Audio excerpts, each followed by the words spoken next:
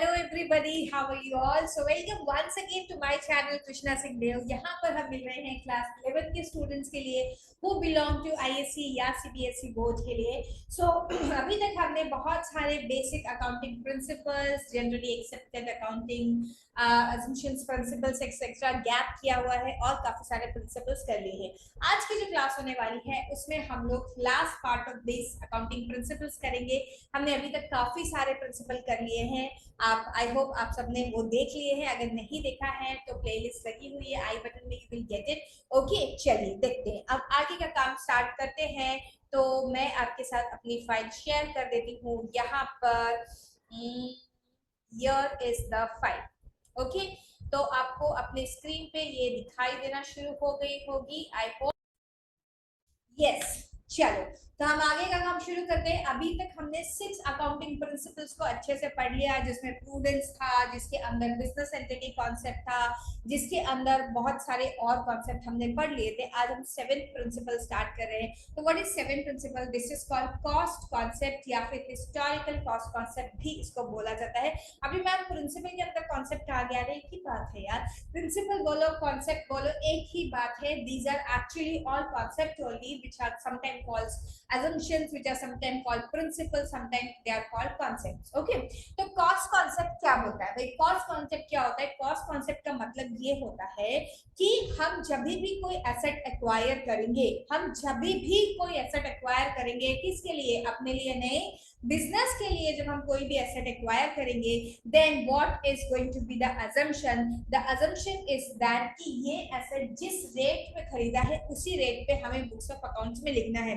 क्यों मैम आप ऐसे बोल रहे हैं? जिस रेट पे खरीदेंगे उसी रेट पे लिखेंगे ना। जिस रेट पे खरीदेंगे उसी रेट पे आज तो लिखोगे, लेकिन आज से 1 साल के बाद उस एसेट की वैल्यू में चेंजेस आ सकते हैं। कैसे चेंजेस आ सकते हैं? For example, today you bought a computer, a desktop or a laptop for your business and the value of it is let's say 2 lakh rupees। लेकिन 1 साल के बाद वह नए नए मॉडल आ जाएंगे, नए प्रोसेसर आ जाएंगे, तो उस लैपटॉप की या उस कंप्यूटर की वैल्यू जो है वो मार्केट में उतनी नहीं रह जाएगी, 2 लाख रुपए कम हो जाएगी। But are we going to change the value according to the market value? No, we will write the value as 2 lakh rupees only। हाँ, उसके ऊपर आगे जाके हम लोग पढ़ेंगे। एक डेप्रिसिएशन का कॉन्सेप्ट होता है, डेप्रिसिएशन तो हम डिडक्ट करेंगे, लेकिन are we going to change the value of the asset और उसको मार्केट की वैल्यू के बराबर लिख लेंगे क्या? नो, यही ये कॉन्सेप्ट बोलता है which is called historical concept. Historical cost concept क्या बोलता है? Transactions are recorded at the price of acquisition. जिस प्राइस पे हमने खरीदा है उसी पे लिखते हैं। अच्छा, ऐसा भी हो सकता है क्या कि किसी एसेट की वैल्यू इंक्रीज हो जाए? ये तो मैंने एग्जांपल बताया, ये कंप्यूटर आपने खरीदा और कंप्यूटर की वैल्यू डिप्रिशिएट कर दी। ऐसा भी तो हो सकता है ना कि लैंड परचेज किया और लैंड आज खरीदा था 2 लाख रुपए का और अगले ही साल उसकी वैल्यू डबल हो गई और वो 2 लाख रुपीस की लैंड आपकी 4 लाख की हो गई है। तो क्या हम जल्दी से जाएंगे और अपनी बुक्स ऑफ अकाउंट्स में चेंज कर लेंगे और उस 2 लाख की लैंड को 4 लाख बना देंगे? और land is a depreciation free asset, तो उसके ऊपर डेप्रिसिएशन भी नहीं कट करते। नहीं, ऐसा भी नहीं होने वाला है। What are we going to do? We are going to write as 2 lakh rupees only. जो कॉस्ट ऑफ एक्विजिशन है उसी के ऊपर इसे लिखना है।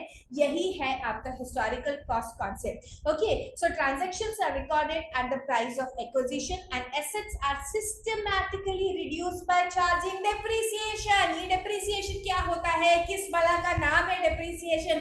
डेप्रिसिएशन का मतलब ये होता है कि the value of asset is reducing day by day because of the use, because of the obsolescence and because of wear and tear. ऐसा हो रहा है कि आपने जितने अमाउंट की एसेट खरीदी थी अब वो उतने अमाउंट की एसेट नहीं रह गई है, उससे रिड्यूस हो रही है। तो उसी कॉन्सेप्ट का नाम है depreciation. That is why you keep on deducting the depreciation. मतलब कि हम जिस एसेट को जिस वैल्यू पे परचेस करते हैं वही वैल्यू लिखेंगे, उसका मार्केट वैल्यू गया तेल लेने के लिए और आप उसमें से क्या डिडक्ट करते जाएंगे? डेप्रिसिएशन सिस्टमैटिकली डिडक्ट करते जाएंगे। लेकिन पॉइंट नंबर 3 क्या बोल रहा है? Market value of asset may be more or less than the value at which it is acquired. जो मैंने आपको कंप्यूटर के केस में बताया कि वैल्यू कम हो गई है, जो मैंने आपको लैंड के केस में बताया कि वैल्यू इंक्रीज हो गई है।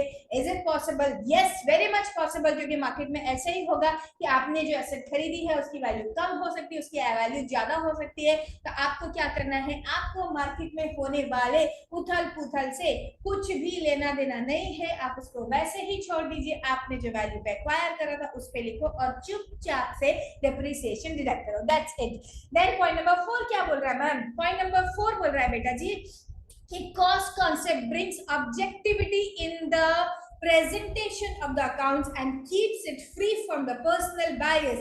क्योंकि ऐसा तो हो सकता है ना कि मैंने आज ये फला फला मार्केट में गई और पता है जो कंप्यूटर मैंने लास्ट ईयर परचेज किया था या मेरे ओनर ने, आई फाइंड एन अकाउंटेंट, मेरे ओनर ने जो पिछले साल 2 लाख रुपीस का कंप्यूटर परचेज किया था अभी वो 1.5 लाख का हो गया। दूसरा पर्सन जाए और वो पता करके आए, वो बोले जो पिछले साल कंप्यूटर 2 लाख का परचेज किया था उसकी वैल्यू अभी ओनली 80,000 रुपीज है गई। पर्सनल बायस हो सकती है, यस। उसने किसी और मार्केट से परचेज किया, उसने किसी ऐसे पर्सन से पता किया जो बोल रहा है बहुत ज्यादा ही रिड्यूस करके बता रहे हैं, तो ऐसे यहाँ पर थोड़े बहुत फ्लक्चुएशन हो सकते हैं because it this all is subjective. ये सब्जेक्टिव है, वैल्यूएशन आप जो कर रहे हो वो अगर कोई एक्सपर्ट भी करेगा तो वो सब्जेक्टिव है, वहाँ पे थोड़ी बहुत पर्सनल बायस के चांसेस रहते हैं।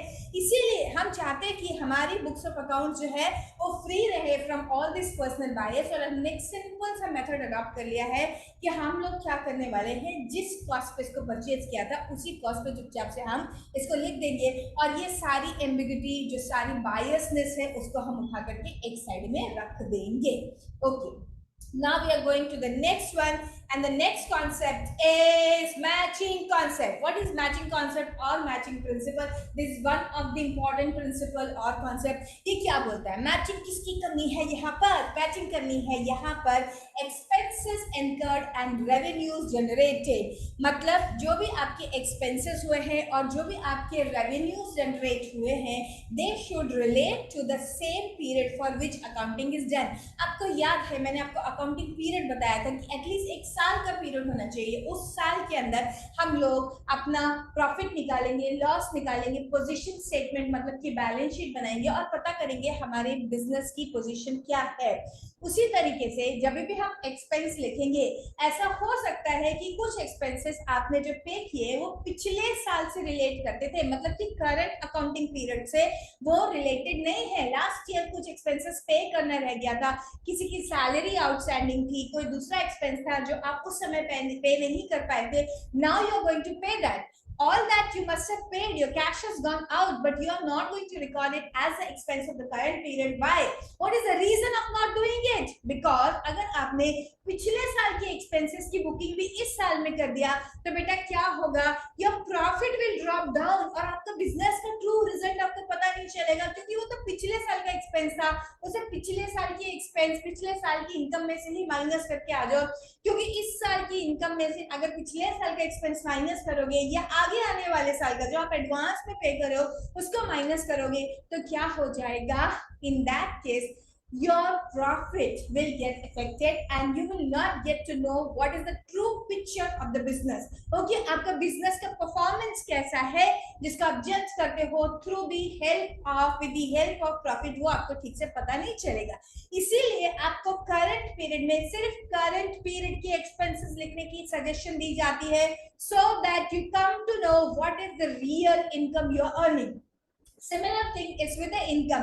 अगर कोई ऐसी इनकम है जो कि लास्ट पीरियड को बिलोंग करती थी एंड अभी आपको रिसीव हो रही है because the person to whom you have rendered the services or sold the goods has not paid you earlier and now he is paying, तो आपको उसे इस साल रिकॉर्ड नहीं करना है, या फिर कोई आपको एडवांस में पेमेंट कर रहा है तो आप उसे कैश में भले ही लिख दे लेकिन इस साल की इनकम की तरह नहीं बताएंगे, फॉर द सिंपल रीजन कि एक्चुअली वो इस करंट पीरियड को बिलोंग करती नहीं है, या तो वो प्रीवियस पीरियड की है या कमिंग पीरियड की इनकम है। दैट इज व्हाई हमें क्या करना है, इस अकाउंटिंग पीरियड में इस अकाउंटिंग पीरियड से रिलेटेड एक्सपेंसेस को एंड इस अकाउंटिंग पीरियड से रिलेटेड इनकम्स को ही रिकॉर्ड करना है, बाकी सब चीजों को हटा देना है। आगे चल के आगे वाले चैप्टर्स में जब हम जर्नल एंट्रीज अकाउंटिंग इक्वेशन वगैरह करेंगे तब हम समझेंगे कि आउटस्टैंडिंग एक्सपेंसेस का ट्रीटमेंट कैसे दिया जाता है, या फिर इनकम रिसीव्ड इन एडवांस या प्रीपेड एक्सपेंसेस का ट्रीटमेंट कैसे दिया जाता है। तो हम बेसिकली उसको हटा देते हैं मतलब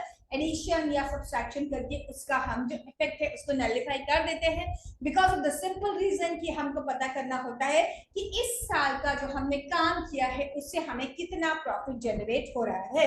आई hope you are understanding this. चलिए अब हम आगे चलते हैं और देखते हैं क्या बोल रहा है नेक्स्ट पॉइंट जो है पॉइंट नंबर 2 आपका बोल रहा है कि according to this concept the expense of a period are matched, किसकी मैचिंग हो रही है, with the income of the same period. तो सेम पीरियड की इनकम से सेम पीरियड के एक्सपेंसेस को हम लोग क्या करते हैं, मैचिंग खेलते हैं, ठीक है। देन थर्ड पॉइंट है it is not relevant when income is actually received और एक्सपेंसेस पेड, मतलब कि कैश की आवक जावक से कोई फर्क नहीं पड़ता है, मतलब कैश का इनफ्लो एंड कैश का आउटफ्लो को मत देखो, आगे चैप्टर में आप पढ़ोगे cash basis of accounting and actual basis of accounting, वहां पर जाके आपको ये वाली चीज और ज्यादा क्लियर हो जाएगी। तो आपको क्या देखना है कि एक्चुअली में कब पे किया और एक्चुअली में कब रिसीव किया डज नॉट मैटर, ये मैटर करता है कि क्या ये एक्सपेंस इस अकाउंटिंग पीरियड से रिलेटेड है या ये इनकम इस अकाउंटिंग पीरियड से रिलेटेड है कि नहीं, तो ट्यूनिंग करनी है और उसे इस पीरियड के साथ ही मैच करवाना है। I hope you are getting this. चलो नेक्स्ट है the principle helps to prepare the true and free fair presentation of the financial position.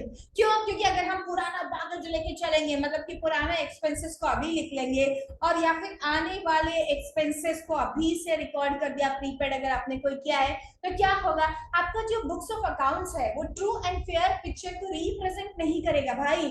आपको जो प्रॉफिट मिलेगा वो एक रॉन्ग फिगर होगा, जिसकी वजह से ऐसा हो सकता है या तो हम बहुत खुश फहमी में आ जाए कि वाह मेरा बिजनेस बहुत अच्छा कर रहा है, लेकिन actually the incomes are related to the coming period, they are not related to your current period. या फिर ऐसा भी हो सकता है कि आप बड़े ही डिसअपॉइंटेड हो जाए, दुखी हो जाए और ये बोले कि अरे मेरी तो इनकम बहुत कम हुई, वेयरएज इनकम कम होने या प्रॉफिट कम होने का रीजन ये था कि आपने बहुत सारे ऐसे एक्सपेंसेस को भी बुक कर लिया which were not related to the current period, जो प्रीवियस पीरियड से रिलेटेड थे, तो आपका जो प्रॉफिट का फिगर है वो आपको कम दिखाई देने लगेगा। Okay, so true and fair picture दिखाता है if you follow this matching principle. How many of you are getting it? क्यों चिल्ला रही हो मैम इतना ज्यादा, ताकि जो लोग सो रहे हैं ना वो उठ जाए, इसीलिए मैम इतना ज्यादा चिल्ला रही है। चलो next concept is dual aspect और ड्यूअलिटी प्रिंसिपल। ये ड्यूअलिटी क्या होता है मैम? ड्यूअलिटी मतलब every transaction has to aspect, debit and credit. जब तक कि बेटा तुम लोग अकाउंट्स पढ़ने वाले हो, अब क्लास 11th में अगर तुमने 9th 10th में अगर तुम कमर्शियल स्टडीज या कमर्शियल एप्लीकेशन पढ़ाया तो तुम्हारा वास्ता तो पहले ही पड़ गया था इन दोनों वर्ड से। अब ये तुम्हारी जिंदगी में चिपक के चलने वाले हैं ये दोनों word, debit credit debit credit debit credit. Accounts में हर जगह यही आने वाला है। तो ये जो है two aspects debit and credit, जिसे हम बोलते हैं कि साइंटिफिक वे ऑफ रिकॉर्डिंग है, हर एक ट्रांजेक्शन का एक नहीं दो जगह पर इंपैक्ट पड़ने वाला है, उनको हम बोलते हैं डेबिट एंड क्रेडिट। आगे जब जर्नल एंट्रीज का चैप्टर हम पढ़ेंगे तो वहां पे हम ये भी देखेंगे कि डेबिट के क्या रूल है, क्रेडिट के क्या रूल है, कितने टाइप के अकाउंट्स होते हैं एंड ऑल। ओके, तो every transaction has how many effects? Two effects. एक नहीं भाई, दो हैं, दो इफेक्ट है एक ट्रांजैक्शन के। देखो तो क्या लिखा हुआ है यहाँ पर, accounting equation that is asset is equal to liability plus capital. बहुत ही मजेदार चैप्टर है, पूरे कॉन्सेप्ट्स को आपको दिमाग में अच्छे से जमा के रख देता है ये वाला चैप्टर जो अकाउंटिंग इक्वेशन है, जो कि हम लोग नेक्स्ट चैप्टर में पढ़ने वाले हैं। तो यहाँ पर जाकर आप क्या पढ़ेंगे, यहाँ पर जाकर के आप पढ़ेंगे कि एक अकाउंटिंग इक्वेशन होती है जो बोलती है assets are always equal to liability plus capital will hold good in all types of transaction. हर ट्रांजेक्शन में ऐसा ही होगा कि एसेट के ऊपर इंपैक्ट पड़ेगा, एसेट ओनली एसेट के वेरियस टाइप का इंपैक्ट पड़ सकता है, या एसेट के ऊपर लायबिलिटी के ऊपर या कैपिटल के ऊपर पड़ सकता है, या कोई भी कॉम्बिनेशन कॉम्बिनेशन हो सकता है, ओनली लायबिलिटी एंड कैपिटल के ऊपर इंपैक्ट हुआ, एसेट के ऊपर इंपैक्ट नहीं हुआ, या एसेट एंड कैपिटल के ऊपर इंपैक्ट हुआ, लायबिलिटी रह गई, या एसेट एंड लायबिलिटी के ऊपर इंपैक्ट हुआ, कैपिटल रह गई। कुछ भी समझ में नहीं आ रहा है, इतना डिफिकल्ट आप क्यों बना रहे हो? डोंट वरी एट ऑल, जब हम लोग अकाउंटिंग इक्वेशन करेंगे तो ये चैप्टर आपको बहुत, ये जो कॉन्सेप्ट है ये आपको एकदम अच्छे से समझ में आ जाएगा। Don't worry at all. चलो तो यहाँ पे जितना समझ में आ रहा है, अगर 50% भी दिमाग में घुस रहा है रिगार्डिंग द पॉइंट नंबर 2, तो दैट इज इनफ। चलो, so every debit has an equal credit of same amount, मतलब कि अगर मैं ये बोलती हूँ कि देखो मैंने 50,000 के गुड्स खरीदे, तो 50,000 का गुड्स परचेज करने की वजह से क्या हो रहा है बेटा, 50,000 का कैश रोकड़ा is outflowing, going out of the business, and 50,000 rupees का गुड्स का इनफ्लो हो रहा है। तो यहाँ पर व्हाट इज हैपनिंग, आपकी एक एसेट इंक्रीज हो रही है, which asset, which is called inventory or stock, और दूसरी एसेट आपकी डिक्रीज हो रही है, what is your cash. Okay, तो हर एक कॉन्सेप्ट, हर एक ट्रांजैक्शन की वजह से दो जगह पर असर पड़ रहा है, ठीक है। तो यही ये कॉन्सेप्ट बोलता है ड्युअलिटी प्रिंसिपल या ड्युअलिटी कॉन्सेप्ट। लास्ट वाले पे आ गए हैं हम लोग, यो बोलो।